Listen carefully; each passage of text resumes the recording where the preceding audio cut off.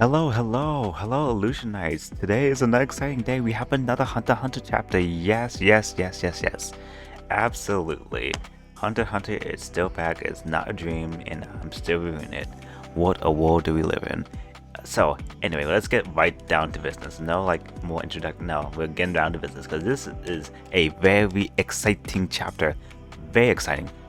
So exciting. But first, before we even get to that stuff though, I'm so excited. Of course, this will be spoilers review. This is a spoiler review, so like if you haven't seen the chapter, like obviously I'm gonna talk about like major spoilers. So I'm just letting you know that now, so don't complain in the comments.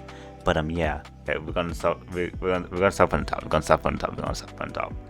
All right. So basically, this chapter 392 Intel, I think it's called. This chapter picks us immediately right after the last chapter.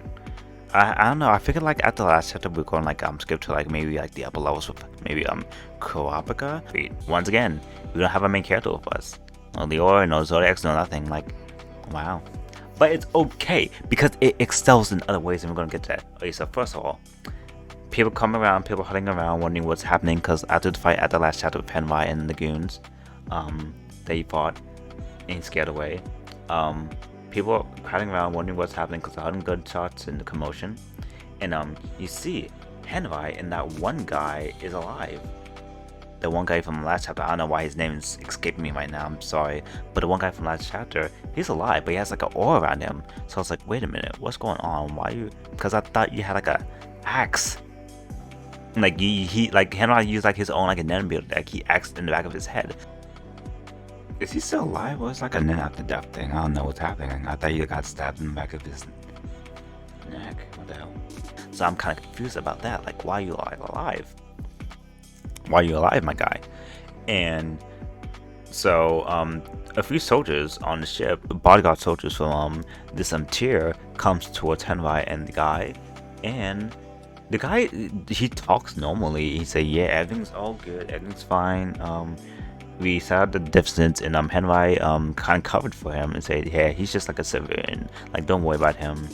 And guy walks away, and Henvai continues to talk to the guy, and one of the bodyguards actually slips him like something. He's willing to give him info and stage for like money, and they kind of converse and try to like haggle the way between the money and the info again, like give him first, and they came to agreement and settle down on like 3 million up front. And he gives him info about what he heard about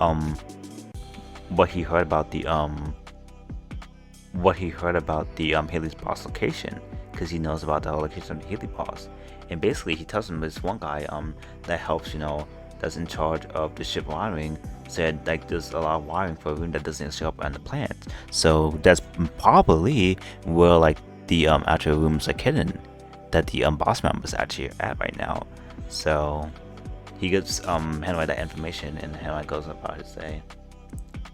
He walks away, and then a couple of like panels like afterwards, importantly, we see the guy again, and apparently, the Z-Boss Undertaker, this girl like is like on his back. The people don't see him, but we can see him because of the Nen, and she's on his back. And it says Michelle, a deceased ex-member of the Z family post-mortem Nen ability. So again, like we've seen like another post-mortem Nen ability, which is really cool. It's really interesting how like they have to like this whole like arc, this is like an ongoing like theme, post-mortem Nen, strong Nen after like death and stuff like that. Let's continue on your way. Interesting.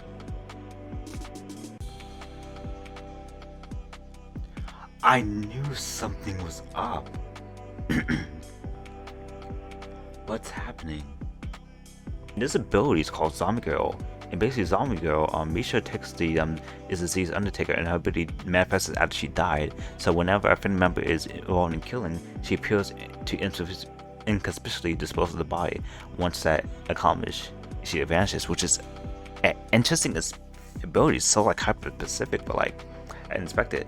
But like I said, I kind of figured something was kind of up because like I knew he died like last chapter, like he had to die from that. It looked like it impaled like his back of his head, so like I knew he had to die. So you see like another. So afterwards, we see like another shot of the whale outside, which is cool. We see like the blood clouds like going around the room, you know, hovering around looking for Hisoka. And we see our two characters that's with Henrai. We see more of our two characters that was with Henrai. We see more of Lynch, the emitter, and Zakuro, the manipulator. And I kind of like the relationship. I kind of like these two. I don't know what, we haven't seen much of them, but I kind of like the two. I like the designs and how they kind of like interact with each other doing like their job. It's kind of funny. And basically, this girl is like going around people that the I guess the blood like takes notice of, that they seem they're suspicious. That's Sakuro's ability, the Bloody Mary. That he sent like the blood like clots like after the last chapter to look for Hisoka. And anything that they notice with somebody, Lynch uses her like emitter ability and punches people for like the answers, and she punches this poor guy, it wasn't him, but then it's a big fake out because the real person is actually there, Hisoka. Hisoka is too crafty. He is too crafty. I'll be on, like I said, I understand her. I'd be on a love for everybody.